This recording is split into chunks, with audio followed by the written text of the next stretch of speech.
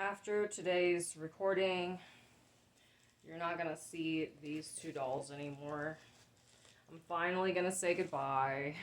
Let me turn on the fucking light. I feel like it's a little bit dark in here. I told you the way I really am is that I like to be in the dark all the time. Previously, when I used to be a pothead, I used to be like in the complete darkness all the time. But now, like, the drastic difference between me and my dad is like he likes being outside or he'll like having the door wide open. And here's the thing, my dad is not like he's not prey to the mosquitoes. For whatever reason, they do not like biting my dad. They love me. So the mosquitoes do not bother him. I don't like having the fucking window or like the door wide open, allowing all this nasty shit to fly inside like flies. I told you when I had my roommate in Tucson for like a very short amount of time, we had he had his dog that he would allow to poop outside in the backyard.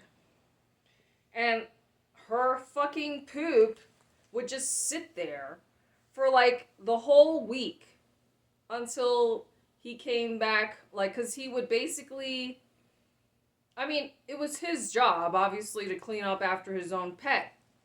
But my point is, he would go work out of state for like 1 or 2 weeks at a time. And then by the time he gets home, then he'll fucking clean up all her fucking poop from the backyard. And I was like, man, that's just so fucking disgusting.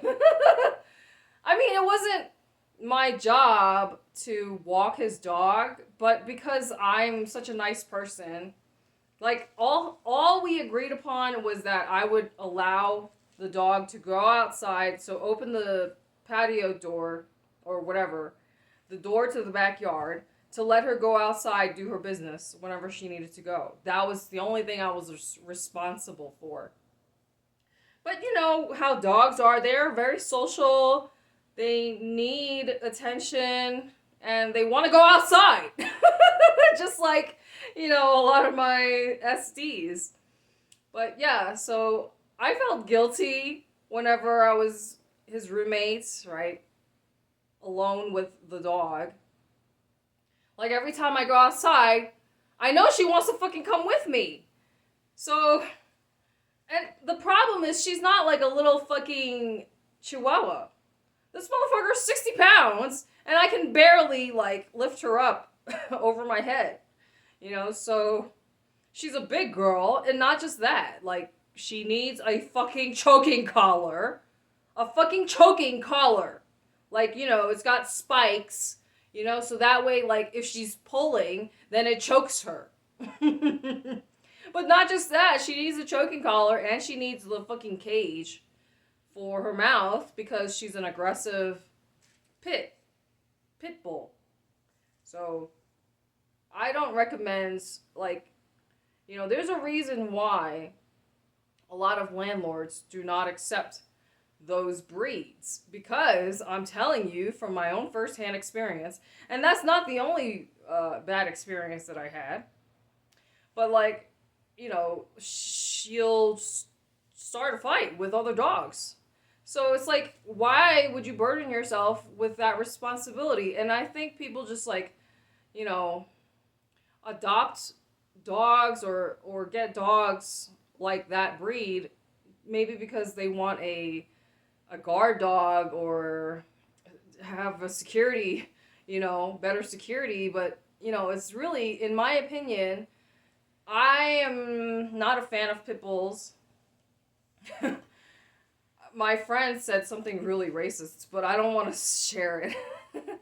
Anyway, I just think it's funny, like what he said, because it's funny, like what he said. I don't want to say it because it's super racist. I mean, this came out of his mouth, not mine. But my friend is super racist. I told you he's the one who drew that like Nazi fucking thing. But I put that video is only on my Daily Motion, which I do not upload to anymore. Anyway, so that was my experience with the roommate's pit bull. But when I was in Albania, I also met a very, like, the most aggressive pit bull ever. And you would think, because I met that pit bull in Albania first. So you would think that after my first bad experience with a pit bull in Albania would have taught me a lesson, but no. It's because I wanted to give it a shot and see if I was able to handle it. Like, I'm just gonna tell you what happened in Albania. I was feeding the homeless dogs because I was bored out of my mind. But there's a lot of homeless animals in Albania. I mean, not just there, but like everywhere. But Albania is like a really big problem there. So I just decided to like make friends with some of the dogs. And basically, I saw the pit bull like establish her dominance. And I was like, man, I had no idea how aggressive they were until, because like she basically, bullied this younger puppy, and just because she was jealous and she wanted to establish her dominance. Really, that's it. Because she saw that I was giving food or my time and energy to another dog, and she was like, nope, that's not happening on my watch. So she basically like bit that puppy and she pissed on him. You could see the rage in this dog. It was just ridiculous. So that was my first bad experience. And then, of course, I told you having the roommate. And, like, I took that dog out a few times for a walk. But, she's just so big and aggressive. Like, I needed, like, 2 leashes. Because she would pull. She would basically just drag me around, and I was like, okay, I don't know why I'm doing this, like, because I know I'm too nice, you know what I mean?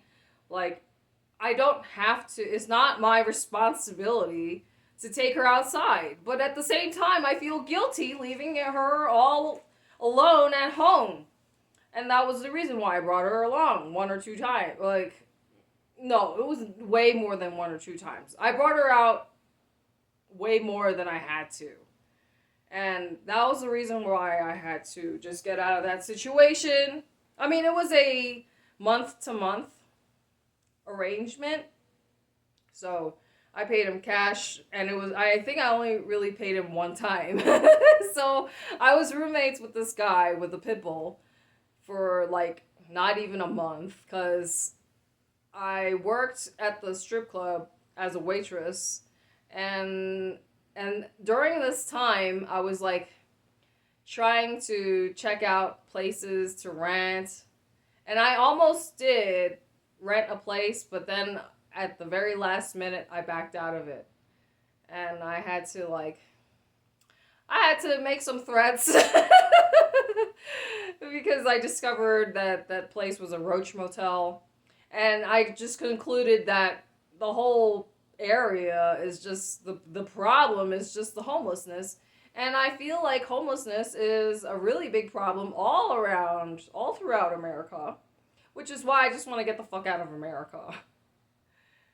I told you guys yesterday that video that I saw, because even before I saw this video, I was way into the CT stuff, talking about Agenda 2030, the Georgia Guidestones, depopulation, adrenochrome, etc. So, I mean, when I see stuff like that, where the guy was like, these